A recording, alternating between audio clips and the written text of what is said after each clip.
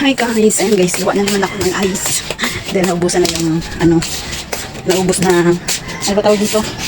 Bali, konti na lang yung ice namin. Ilang piraso na lang. So, magagawa muna ako ng ice.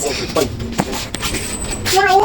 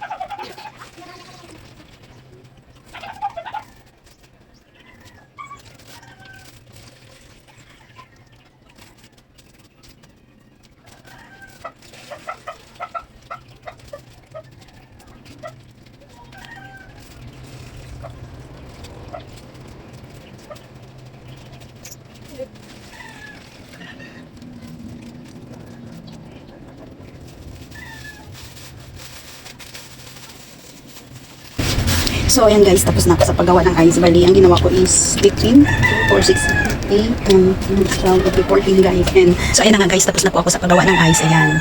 Bali, may 15, ewan ko, 15 o 14. So, ngayon is dadalhin ko na to sa freezer at ilagay ko na sa freezer para may extra na tumigas. Ayan.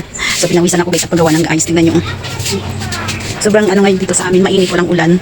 Ang is 42 yung init namin dito. Pero sabi naman daw sa balita is umulan daw mayang hapon. Iwan lang kung uulan. Pero kahit ang ulan guys, mainit pa rin. So yun lang guys, and thanks for watching.